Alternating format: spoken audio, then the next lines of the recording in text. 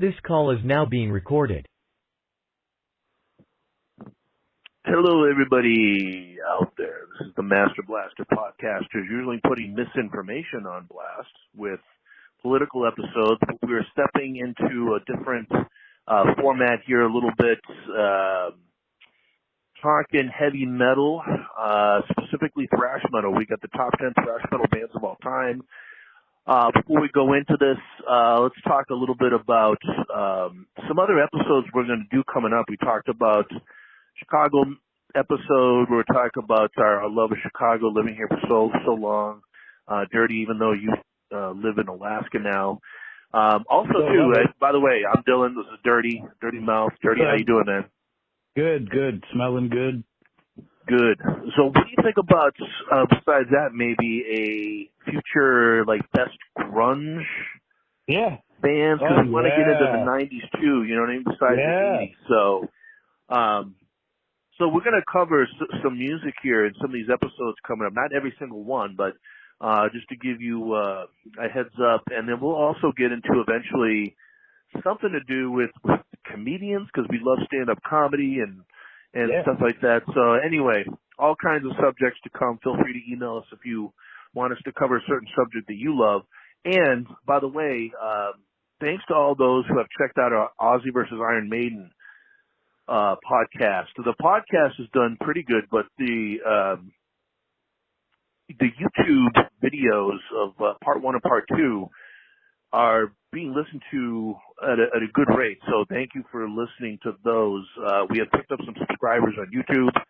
Again, we don't get a lot of messages, though, or comments. Feel free to leave some comments. We'll mention them on the air. All right, so let's get into this. We got the top 10 thrash metal bands of all time. What we're going to do is we're just going to go through. We're not going to spend too much time on each band. We will talk about albums we love, members of the band we love specifically. If we love a drummer, a guitar player, whoever the individuals are in these bands that we love, we'll talk about it. Hopefully in the end we'll have time to go through maybe a little list of bands that we forgot or some other bands, because there's obviously more than 10 bands. And if we really have time, we can get into the top 30 thrash metal bands of all time according to Spin Magazine. So this will probably be a two-parter again. So let's get into it right now. Dirty, what do you got for, first of all, anything you want to talk about describing thrash metal, which I consider to be an extension of punk, like a heavier, faster, more technically sound version of punk. But any thoughts that you have before we get into the list about thrash metal? No, not really. I mean, it's just it's very definitive, genre and time in the metal scene. So that's about it. Yeah, I mean, what I see also is in a lot of these bands, we have, hard rock bands that talk about chicks mostly and partying and drinking. Then you've got heavy metal, which talks about sword and sorcery and Dungeons and Dragons, Dio and Oz, and the devil and Ozzy and stuff like that. Then we've got thrash metal. I think is a little bit more informative about what's going on in society. And has some smart, intelligent lyrics, and are really telling things from a street perspective, from metalheads who are kind of I was one. Not gonna stay in. I mean, I still listen to a lot of metal, but anyway, one of my favorite types of music of all time. I do have to admit, Dirty, you can tell me what you think. It's really the 80s and 90s is what I'm focusing on. I'm not. Even the bands we mentioned, some bands I've followed into the 2000s, some I really haven't. Mm-hmm. So we'll go into that as we mention our bands, but this really is going to be 80s and 90s heavy, especially the 80s, which is the birth of thrash metal in San Fran. All right, San Francisco, that is. So let's start out. Dirty, start us off with your list. Who do you have for number 10 as your best thrash metal band of all time? 10, I would start off with Metal Church. Excellent. Pretty good band. The Dark was an amazing album. I used to listen all the time when I was younger. Still like it. So, really good album. Yeah, it's a great album. You haven't heard much of the first one. You don't actually like Blessing in Disguise that much, right? No, not at all. Okay. So there's two different singers for Metal Church. The first one, well, I'll go into them a little bit more. I have them higher up on my list. We'll go into them more. I know the second singer, R.I.P. to Mike Howe, who was the singer for Blessing in Disguise, and the record after that, which had, I don't know, Date with Human Factor, I think it was called. It's a very good album. I guess he committed suicide, unfortunately. He hung himself. Oh, no. In his garage a couple of years ago. So that's really all I know about him. But yeah, The Dark. I'll go further into Metal Church on my list. So we got number 10. You got Metal Church. Have you ever seen him in concert, by the way? I never got to see him in concert.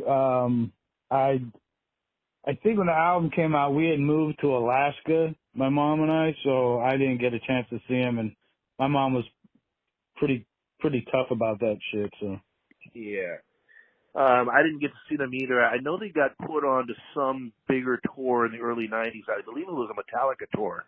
It was Metallica. Yeah. I think that one of the guitar players from Metal Church, the one who replaced the founder, I'll get into this a little further again, but I believe his name is John Marshall. I believe he's the guitar tech for Metallica when they go on tour. He's basically the guitar roadie or the guitar tech for them. So I think they got to tour with them once. Anyway, okay, let me start with my number 10. I'm actually going to cheat a little bit here because I have a tie. So I'm going to do two bands here. The first band I'm going to do, number 10, is Annihilator. Pretty much the best Canadian thrash metal band of all time, headed by Jeff Waters, who writes the majority of the music and the lyrics. They're a band that had a cacophony of singers. Basically every album they changed singers just about. I followed them through the 90s. By the way, Alice in Hell, their first album, 1989, is fantastic. It's still my favorite album.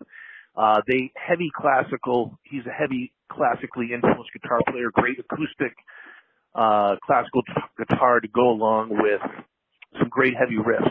If you're a fan of Randy Rhoads, then you'll probably be a fan of this guy. Dave Mustaine is an enormous fan of Jeff Waters. He actually asked Jeff Waters to join Megadeth after they kicked out Jeff Young, which was after So Far, So Good, So What. So, and he declined.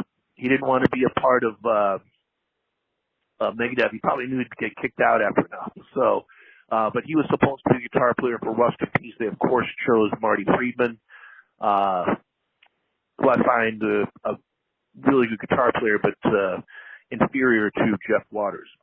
A little bit more on Annihilator. My records of choice for that, not only Alice in Hell, the first one, but the second record they put out, Never Neverland, Fun Palace, is on there, Stonewall. It's those two albums I listened to heavily, and then moved on to Set the World on Fire, which was kind of an average record. Lyrically, sometimes they've been hurting for some good hardcore lyrics, especially after the first record, but and the singer was pretty bad on that one. Musically, very good. So anyway, Annihilator, if you love metal, if you love thrash metal, definitely check them out. The musicianship is really high. Jeff Waters, one of the best thrash metal musicians of all time. Okay. Number 10, let me quickly mention my second band at number 10 is the band Forbidden out of San Francisco, a fantastic thrash metal band. Of course, let me actually bring up their page so I get all of the names right. But there we go. Come on, Forbidden. There we go. So Paul Bustoff actually replaced Dave Lombardo and Slayer in 1992 and went back and forth with the band. I believe he's recorded 3 or 4 Slayer albums, which he's a technically great drummer. His feel, he has a syncopated sort of offbeat style of playing the drums, almost kind of jazzy. He's like the super technical jazzy type drummer that does a lot of offbeats. It didn't really fit to me with Slayer. Dirty, if you've heard like Divine Intervention or Diabolus in Musica, he plays on those records God Hates. And to me, like the rhythm, he just didn't have that groove rhythm that Dave Lombardo had, which, you know, weights Slayer down, I think, a little bit. But hey, cheers to him for actually getting that gig. That's a massive gig to get. Annihilator, the one thing I'll say is Twisted into Form, their 1990 record, which is their second record, is one of my absolute top 5 thrash metal albums of all time. If you haven't heard it, you can listen to it for free on YouTube, song for song, every single song. I must have listened to this album 1,000 times when I was 18, 19 years old, driving around, cruising with my friends, doing at the time some illegal things, but really just getting high, you know, no big deal. But yeah, that's an amazing record. It's technically different from their first one. If you guys know, Forbidden Evil is the first record, which was good. Good to really good, but not great. The second album was much better. Technically much more precise and spectacular. Those guys are some fantastic musical engineers, and really, I'll tell you what, if I ever direct a movie, by the way, the greatest song that they have as an instrumental is the most evil-sounding song I've ever heard in my life. And it is called Spiral, I believe it's called Spiral Depression. If I ever make a horror movie, I am going to use this instrumental as a part of, if anybody is going insane in the movie, that song will play, and you will understand how that fits with spiraling mental decline. Again, if you want to listen to it on YouTube, I sincerely hope that you do. You listen to it for free. It's a fantastic album. After that, they tried to go a little bit grunge or hard rock instead of thrash, which didn't work, and then they went back to thrash. So anyway, number 10, Forbidden, and Annihilator. It's a tie for me. Dirty. Let's go into number 9 for your list of the best thrash metal bands of all time. Flotsam Jetsam. No Place for Disgrace. Pretty good album. Pretty metal. Yeah. Flotsam and Jetsam. Dude, that is exactly my number 9 as well. Now, of course, they have a member that, like a member of Forbidden, that went on to be in a bigger band. Gee, who could that be from Flotsam and Jetsam that went on to be in a bigger band? Right. Jason Newsted. That's right. Jason Newsted, I mean. So Jason Newsted was on Doomsday for the Deceiver, and again, that's my number 9 band too, so let's talk about it. I'm not a huge fan of Doomsday for the Deceiver, the first one. It's okay. No Place for Disgrace, I think, is much better. Jason Newsted was gone by that point. Let me check this real quick.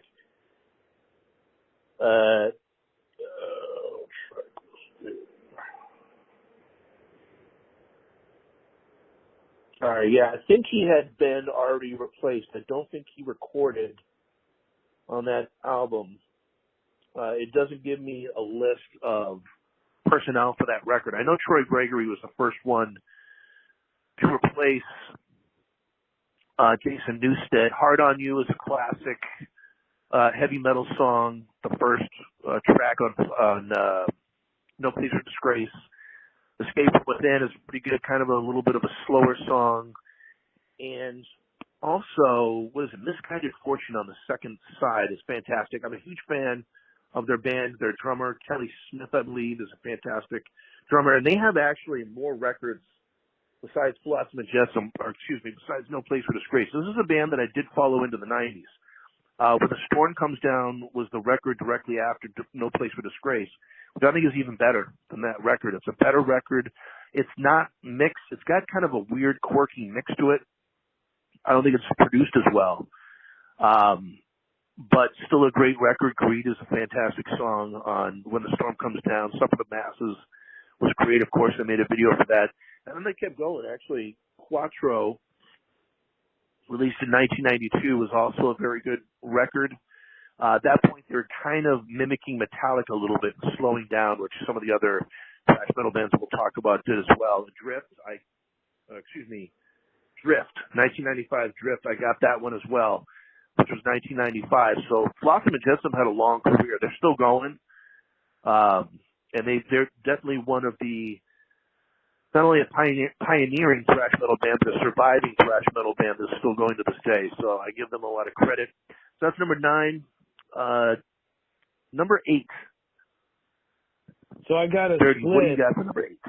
I got a split because Okay. I just realized my list was a little bigger, but I have to say Overkill and Voivod. Gotcha. Yeah, Voivod, San Francisco, Overkill. I think they're San Francisco as well. A lot of these bands come from San Francisco. Do you have a favorite album from Overkill? They're an absolute, and most people would put them on a top 10. I don't on my top 10, but I have them like right outside the top 10. Do you have a favorite Overkill record? Let's see. Favorite album. I mean, there is Under the Influence in 1988. Years of Decay. Elimination. Yeah, that's their best song. That's what I got into them for.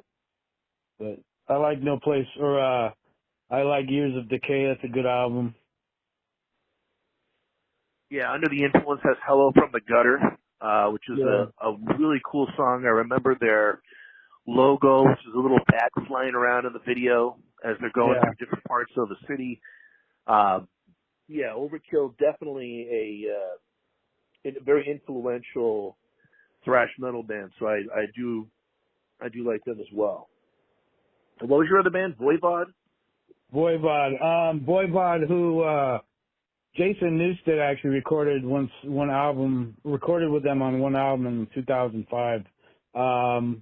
Good band. I like their sound. They're influenced by, I believe, like Maiden and a lot of bands, but Pink Floyd gave them kind of an influence as well to, I don't know, I would say they're kind of prog metal. They're like Time Changes and almost math metalish, but they're a great band, and actually I believe they're from Canada. Oh, Voivod, they're not from San Fran? I don't think so, no. But yeah, they're pretty good. Really obscure metal band. Just did their own thing, and I think they're still around too right now.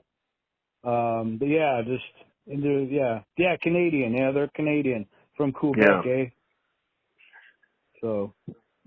Yeah, cool band. A lot of these thrash metal bands have gone through like a prog phase. I mean, the Twisted into Form, when I talked about Forbidden, that was kind of like their prog metal, where they're getting just very specific with time changes and offbeats, getting very complicated and sophisticated with the music and the meter changes. So there's another thing I love. I mean, to be honest with you, when I was 16, I'm like, I want to be in a thrash metal band, but not. I didn't want to be in like just a 2-chord glorified punk band. I wanted to be in something a little more sophisticated. The problem is that's hard to start out when you're first starting out to be in a progressive metal, thrash metal band, because it's just difficult music to play. I probably should have started out playing punk, but I didn't. I went right to thrash metal. So that's number 8, where you have a tie. Number 8, I'm going into one of the big 4. Number 8, I put them a little bit lower compared to the other big 4. So number 8 to me is Anthrax.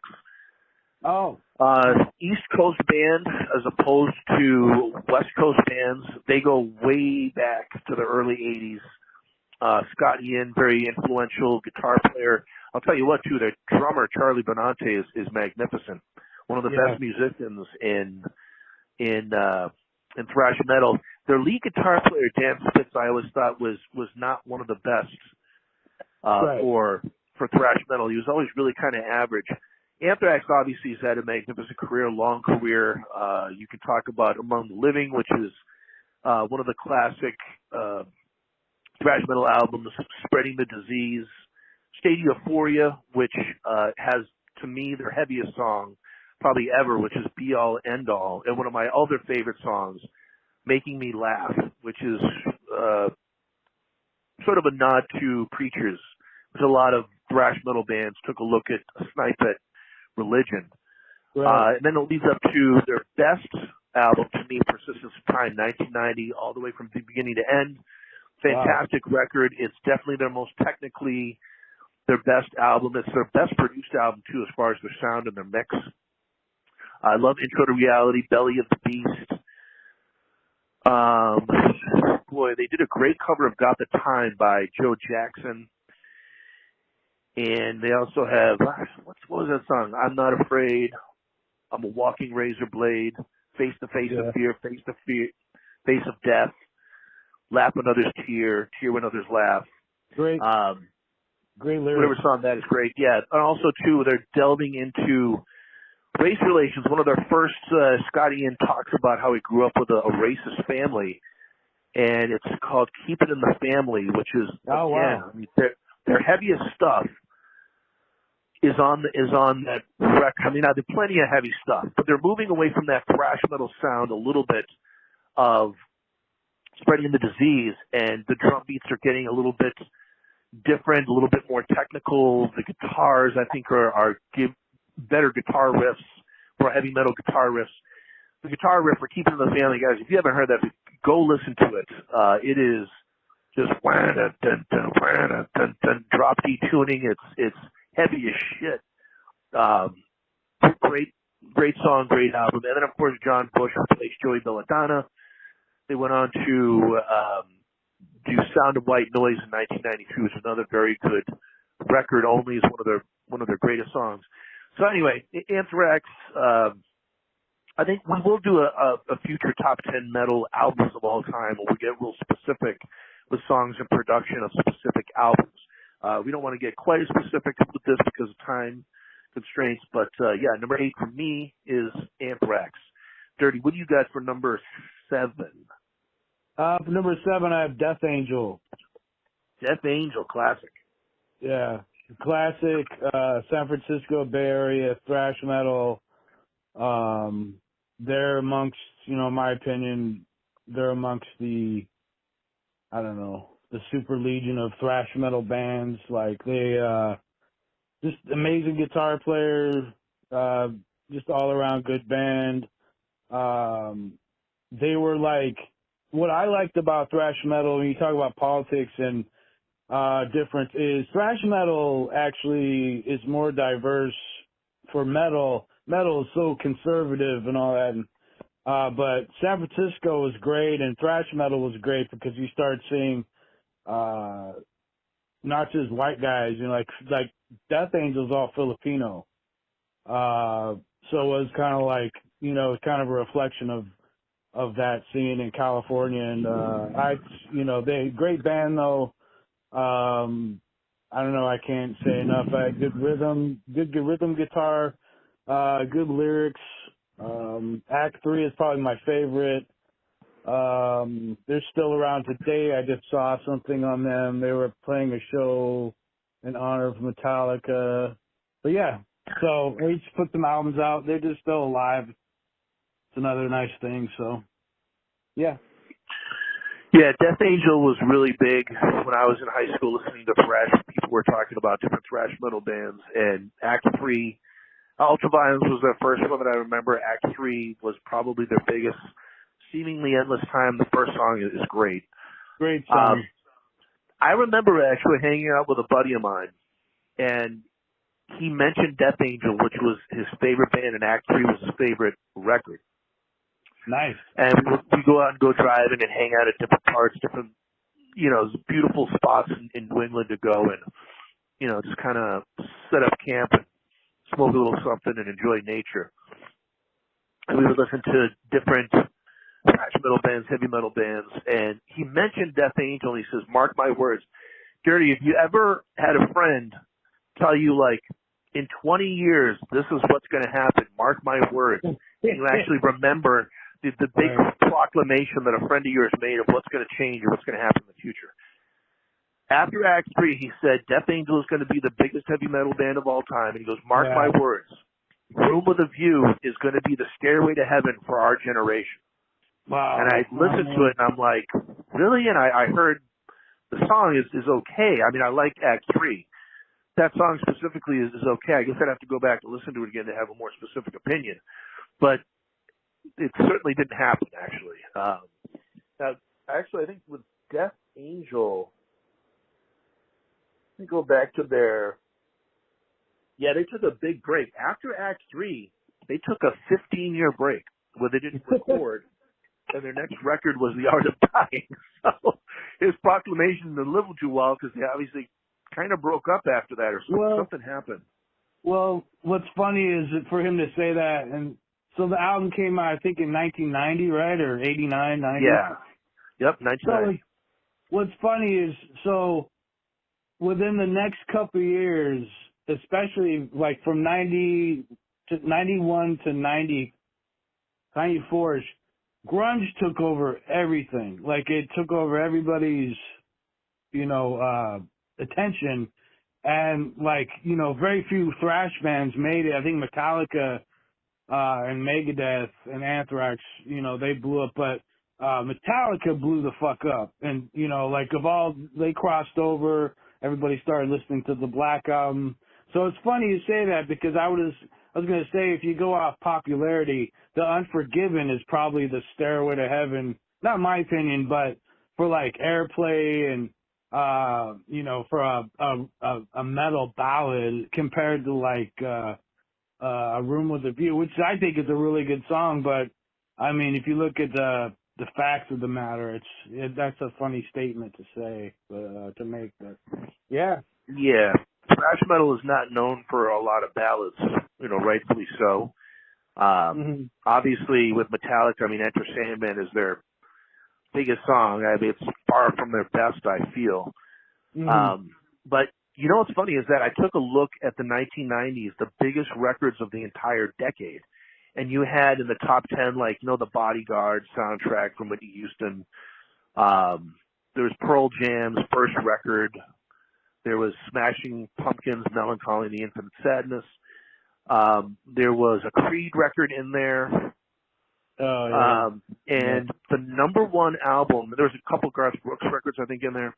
The number one record of the entire 1990s was Metallica's Black Album. It was the biggest album of the decade. And you're right. I mean, the big four, actually Anthrax is the one that slipped off a little bit as far as album sales. Slayer continued into, their very last album hit number 4 in the charts in 2015. So they continued to be not a multi-million seller like Metallica, but Megadeth and Slayer and Metallica were definitely ended up to be the 3 biggest bands of the top 4. But yeah, anyway, that was his big proclamation back in 1991 or something that Death Angel would be the biggest thing in thrash metal and on and on. So anyway, good band though. Number 7, let's go on to, that was your number 7, that was Death Angel. So, number 7 for me, I have got a previous entry from you, Metal Church. I'm a huge fan. In the 1980s, I was a huge Metal Church fan. In fact, I thought I would probably replace in the top 4 of the 1980s. I would swap out Anthrax. I would put in Metal Church. They definitely are kind of a little bit more classic metal rather than thrash a little bit. They don't have a lot of thrash beats. Their drummer, Kirk Arrington, is fantastic. He's really great on the double bass. And I got it, their founder, Kurt Vanderhoof. That's the guy, Kurt Vanderhoof. That dude is one of the greatest musicians in heavy metal history. He stopped touring and recording, I believe, during Blessing in Disguise, but he still wrote all of the songs. And you can start out the first album right away, Metal Church. That song, it really defines their sound. It's that whip, fast, crazy, and it's just with the giddy up riffs and the great beats. The drummer's not even playing a specific heavy metal beat. He's fitting a groove into this fabulous thrash metal riff. And that song really kind of defines thrash metal for me. And that first record was huge. In fact, Slayer talked about the biggest show of the early days that they played was, sometimes a band would go on tour, but they wouldn't tour with the same band throughout every single state through their entire tour. So Slayer went on a West Coast tour. When they went to Seattle, they actually opened up for Metal Church instead, even though they were nationally bigger and had more albums at this time. So they opened up for Metal Church. They played this amphitheater before, I think, like 3,000 people, which at that time, Metallica, Slayer, I mean, those guys were playing clubs. And they said it was the biggest show. They looked out and they said, holy shit, these guys are huge. At least in Washington. They come from Washington State. Seattle's own. So Metal Church, and they continued that on. The Dark is a great record. For some reason, the critics, the heavy metal critics, are down on that record, but I think that has got a lot of great songs. Watch the Children Play is a classic. If you listen to the beginning too, there's a similarity between that and Sanitarium by Metallica, almost the exact same riffs in the beginning. But I believe that when the Children Play came out first, or the Dark came out first, whatever, they're very close to each other. And to me, Blessing in Disguise is their masterpiece. I love that record. Whether it's Rest in Pieces with the incredible double bass beat that starts out with so much fun to play. The Powers That Be, very catchy. They fall into that realm of Slayer and Metallica where they're writing really catchy riffs. And the singer, whether it's the first guy, I've got to get this guy's name. The first guy who I believe passed away. Come on, how could he not be in past members? Let me see. David Wayne. That's the guy. The first two records was David Wayne. He had that real loud, screamy voice. Love the it. second guy, great vocalist. He ended up going solo, doing his own thing.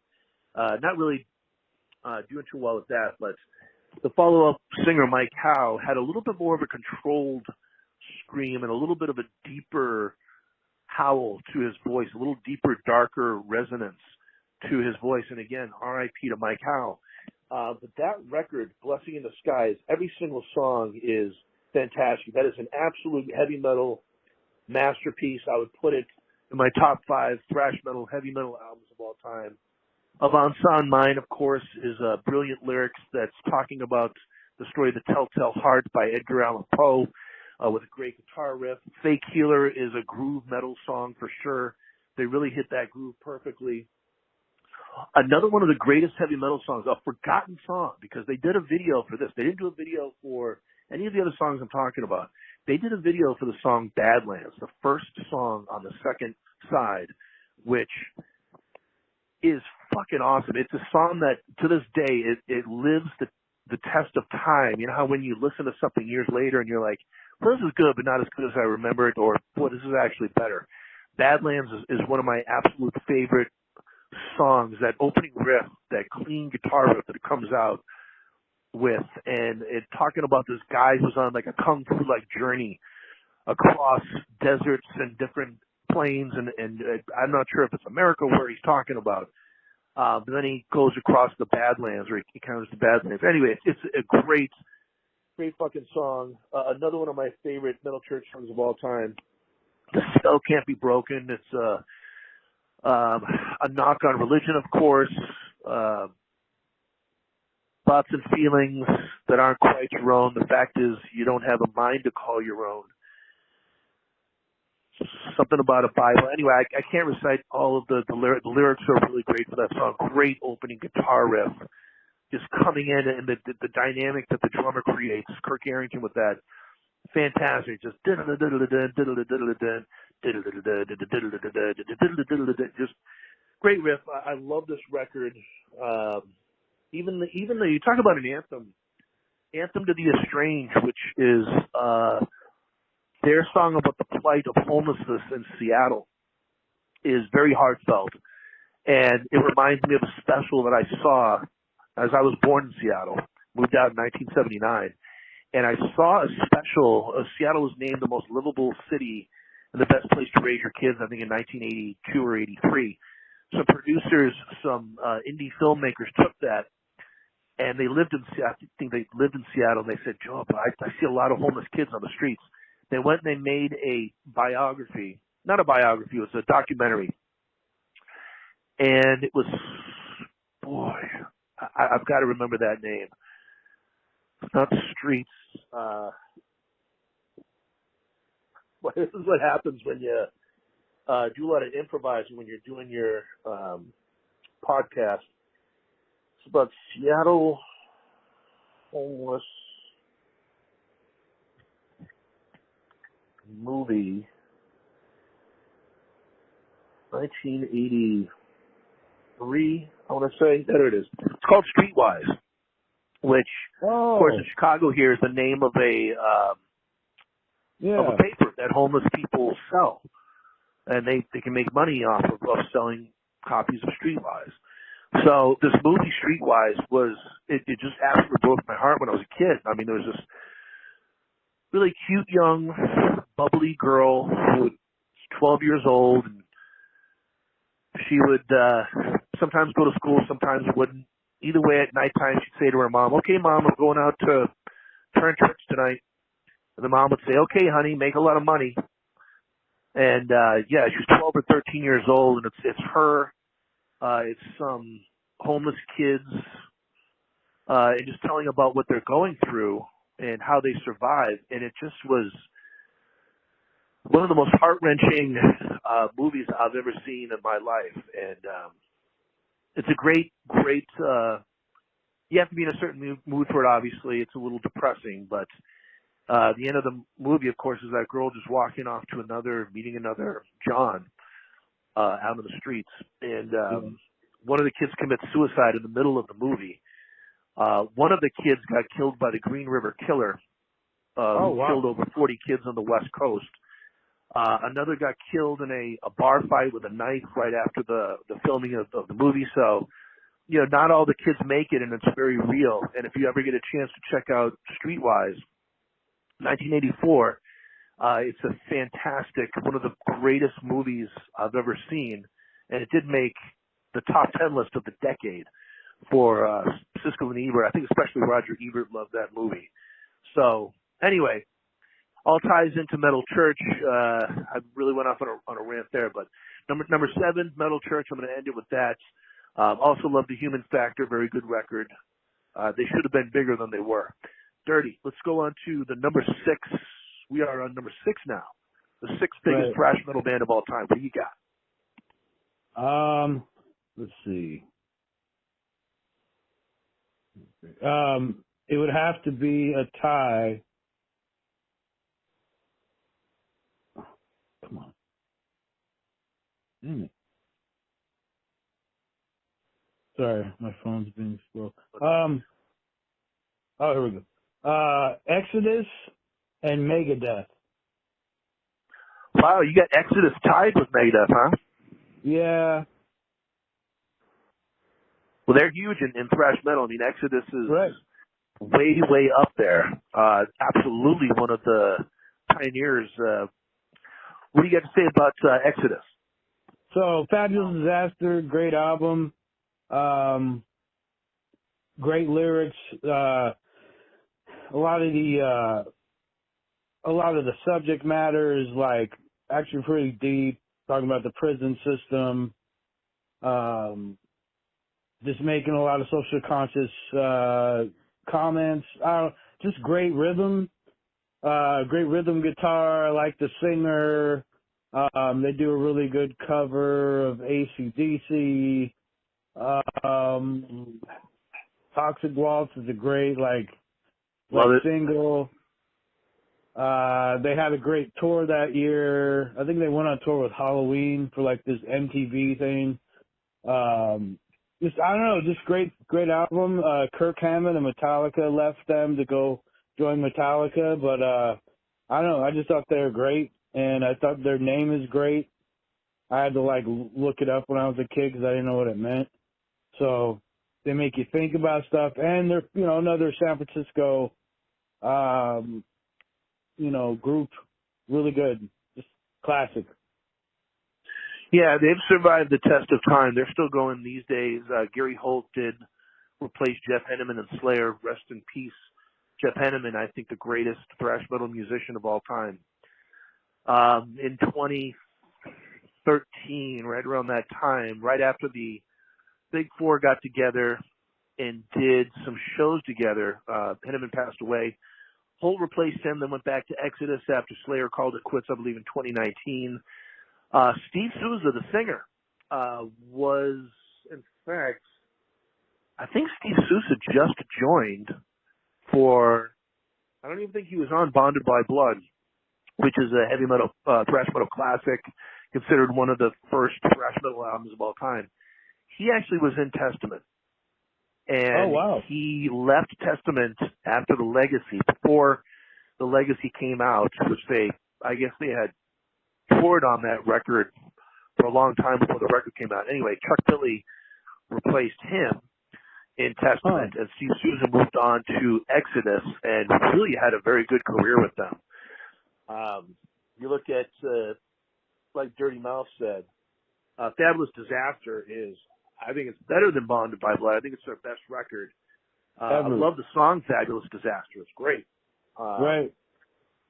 Also, the record after that, Impact is Imminent. I do remember this. Yeah, that's a very good one as well.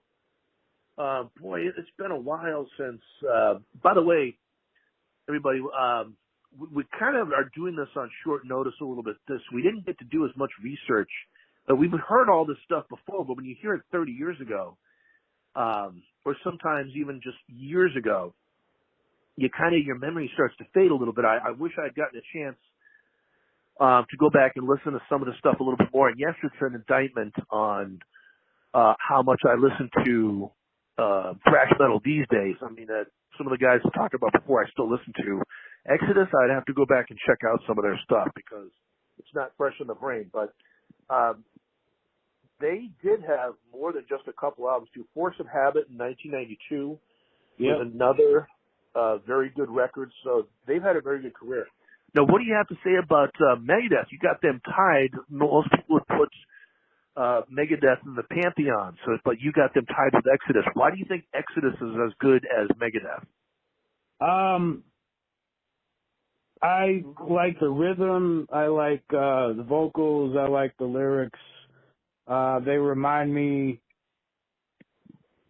They kind of remind me of them in a way, just with the lyrics are really good and not too cheesy. I don't know. It's just a good sounding group. I actually, got into more of Megadeth, but, I don't know. They got so many hits though. Peace Sells is great. So Far, So Good, So What. It's okay. And, Rust in Pieces is like probably one of my favorites. Peace Sells is probably my favorite, but Rust in Peace would probably be like the second favorite. Just really tight. Rhythm's really good. Lyrics are great. Subject matter is interesting because they're talking about UFOs. Man, there's so many good things about Rust in Peace. When it came out, it was just so solid. I felt that probably their best. There was such a war between Megadeth and Metallica, like the singers, and I think this was their own achievement. It was tight. It was probably the best Megadeth album for their style, and just everything was great. Production was great. I liked all each member had a great sound. Just brought a lot to it. It seemed like it was the best lineup of the band. I don't know. It was kind of like, it came out in 90, which a lot of these albums are great. But when they came out, it just was kind of like, it just smacked you in the face. It was just solid, just Dave Mustaine was probably his biggest ego trip, album as far as like accomplishments. And he deserved it. I don't know. I can't say anything more about it. Great album cover. Pretty clear in what they're talking about. I don't know. It's pretty good. I love it. Yeah, Dave Mustaine is probably the closest thing to a punk metal vocalist that there is. Kind of angry, kind of snarly. Some of his voice doesn't work for some. He doesn't have a lot of range vocally, and some of the stuff on like Holy Wars that I hear, which is just it's like 6 songs in one. I mean, it really is just time changing. Oh my god! Oh my god! It's a roller coaster of a song. Not to mention that he wrote it after playing a show in Ireland when talking about the Northern Irish versus the rest of Ireland and how there's the group that is just to the point of terrorism, wants to separate from England, is just very angry at England. So he came out and was about to perform Anarchy in the UK, which is a cover song off of So Far, So Good, So What. And he says, okay, this one's for the cause. I want everyone to thrash around and get violent for the song. Well, that was the wrong crowd to say that to. As there were some riots and there were some bombs that happened after that show, and they had to skirt out of there really quickly. He did kind of cause a riot. And then he wrote Holy Wars about that, partly about that, about traveling to different countries and encompassing terrorist threats and different things, and how violent people get when it comes to their past related to religion and heritage. Anyway, so that's what Holy Was, one of the greatest songs, is about. Now, I have Megadeth at number 6 as well. And by the way, we got what we're going to have to do dirty with this is after we get to number 6, we still have our top 5. So we're getting close to an hour. We're going to have to split this again into 2. We knew this was going to happen, but these pretty much 2 one-hour clips of our podcast today after we finish with Megadeth. So I'm going to go through Megadeth a little bit, which is my number 6. Dirty, feel free to chime in with it as I go through some of the things here. But their first record, Killing Is My Business. Another aside, people. I do this a lot. If you have ADHD, I don't know. But to put this in as an aside, we're going to do a Megadeth versus Metallica episode where we break down album for album. We're going to go through the 80s and 90s. We're going to go more in-depth into the songs and the albums. And we're going to listen to some more, make sure we have some of this music down from albums besides Peace Sells and Rust in Peace, which are the 2 most famous albums if you're a Megadeth fan, I think. But so starting out with So Far, So Good, So What, we know Dave Mustaine got kicked out of Metallica in '83, and shithead Kirk Hammett became the lead guitar player, and I think Kirk Hammett was very good at first. I'm really not a fan of his style. Outside of Master of Puppets and Injustice, I think those 2 records he was really good on. He's pretty good on Ride the Lightning. I think that Dave Mustaine is a far superior musician, even though I know their leads are a little bit different. I mean, Kirk Hammett's got a type of a bluesy, Joe Satriani taught method to his playing, which is he can smoke with some of those leads. I hate the way he handles a wah pedal. I think he sucks at it. And I know that Mustaine is a little bit more of a speed, not as melodic guitar solo as maybe as Kirk Hammett. Anyway, if you listen to So Far, So Good, Killing Is My Business, he got a couple of jazz guys in his band. And Chris, I'm going to have to get acclimated with the members of his band. But we got, here we go, personnel. So, of course, Dave Ellison, who was with him all the way up until he, Dirty, did you hear this? Dave Ellison got caught, I think, going back and forth with like a 15-year-old or something online. Got accused of, I think that it got settled. I'm not sure if he paid off the victim. But he did get accused of grooming some young girls online, and it's kind of something that's happened with a lot of comedians and musicians where they get caught sort of like, hey, I'm going to be in town at this time, if they're on a blog or something like that, or wherever they are, where they're getting contacted or communicating with young people. And it was kind of like, hey, let's meet at this time at this place. And so Dave Mustaine kicked him out of the band for that. I believe it was 2021. So, there goes Dave Ellison. Otherwise, he was the longest running member of the band besides Mustaine. I knew you'd love that little juicy nugget there. But yeah, Chris Poland and Garcia. Go ahead. Isn't that guy like, he's like older than us, so he's got to be like mid-50s, if not 60s? I think he's 60. I think he's at least 60. God. I know, he could be like the grandfather of the girl. And granted, I don't know. If you've seen pictures, maybe she looked like she was 18, 19, but wouldn't you rather kind of play it safe? Yeah, wouldn't you rather play it safe and be like, you better look like you're in your 20s. I don't care if you look like you're 18, 19, I'm not going to risk it. Why would you risk it? You know what I mean? I don't know. But anyways. Okay. So two guys that he recruits are not two speed metal freaks. Gar Samuelson and Chris Poland are both jazz trained and jazz taught at their instruments, which if there's a music that can compare the technical precision with speed metal or thrash metal, obviously jazz. So that's why he looked towards that, and he said, you know what, they'll have some fresh ideas. They won't be copying Sabbath riffs. They won't be copying Randy Rhoads or any of this kind of stuff. They'll bring in new fresh ideas to the band. So Killing Is My Business starts out, and it just starts out ripping. I mean, that record. Again, I'll try to get through this a little quicker because we're going to do a more in-depth episode of Megadeth and Metallica. But the very first song,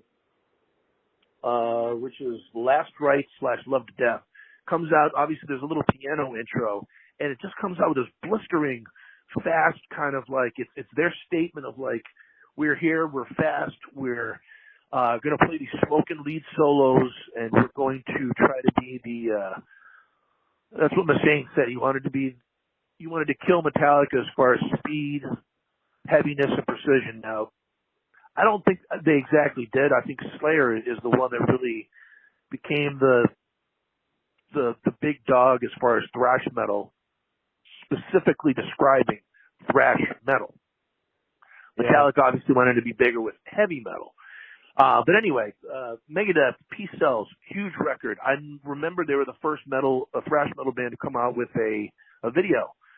As it turns out, Slayer wanted to put out a video for Angel of Death, but Rick Rubin said, hey, you can't, we're not going to spend that kind of money on you guys. Because at the time there, it was what's that American Def Jam? So Def Jam didn't have a lot of money at the time. This was right before they released License to Ill. Oh, yeah, that's millions, right. Yeah, which sold, made Rick Rubin and made him rich. Him and Russell Simmons, as did Run DMC, of course, for Russell Simmons. So Slayer wanted to. Metallica really didn't want to, even though they were signed to Elektra or something. They had the money to do it, but they just didn't want to do it. They were anti-videos. Yeah, anti-video. A lot of people, I wonder if thrash, though, I mean, I think some of them would have done a video. I know Metal Church did one for Watch the Children Pray. So I'm sure that some of them wanted to do it. They just didn't have the money. The record companies wouldn't allow them to do it. And thrash is a music heavily reliant on word of mouth, pirate radio, copying tapes. Hey, your friend, hey, I got this record. Listen to this. Black concert T-shirts. That's the way that you spread the name of your band back then, instead of through instead of videos. But anyway, Rust in Peace. Like I said with you, I think that's their best album so far. So Good, So What. I think is a kind of forgotten gem. Jeff Young, I think, is a very underrated guitar player. Love Mary Jane. Love Hook and Mouth. Love Into the Lungs of Hell. Love In My Darkest Hour. I think that's a fantastic record. That's the best song on the album. Yeah, In My Darkest Hour, you think? Yeah, I like it. The lyrics, the rhythm. I don't know, it's like a hit. It's catchy, it's deep. I don't know, I like it. Yeah, great. And then as the 90s progressed, I I didn't even buy the one that had Symphony of Destruction on it. Didn't even buy it. Wasn't a huge fan of it. I did buy Euthanasia. I thought that was a little bit better. I did like the record quite a bit. And after that, I really never bought another Megadeth record. Yeah, me too. Yeah, even though I think that they are a very good band who's continued to, they eventually went back to their thrash metal roots, I think, in the early 2000s. The last thing, we'll leave you guys on this before we start part two. Dirty, did you hear the story about Dave Mustaine went to the emergency room for some reason and was waiting in the emergency room for a friend of his? While he was waiting there, because he was awakened out of a sleep and went to the emergency room, he fell asleep. He fell asleep on his, I believe it was his right arm, one of his arms. He fell asleep on his arm for hours. He woke up, he couldn't feel his arm. He started shaking his arm, and he's like, oh, it's just what happened. If anybody's done that before, you fall asleep on your hand or something like that, you wake up, you get tingles, like little needles shooting into your hand. Right. So he didn't feel any of that, though. He's like, what's going on with my arm? Next thing you know, he's in the emergency room for his arm. He's like, what's going on? He ended up losing the feeling of his right arm, and something happened where he lost the ability to play guitar. And I think this is when he put Megadeth down for a couple of years in the early 2000s. He absolutely lost. Something happened with the nerves between his brain, where his brain X'd out all of the guitar playing. He didn't know how to play guitar anymore. I don't know how else to say this. Wow. He had to relearn how to play the guitar at 35 years old after everything he had learned, because he had a numbing episode with his arm where he lost the feeling, and actually the nerves did something where it kicked out all of everything he knew how to do, how to eat, how to, I'm sure, do anything else that you'd have to do with your right arm, which was a lot of different things. Skills.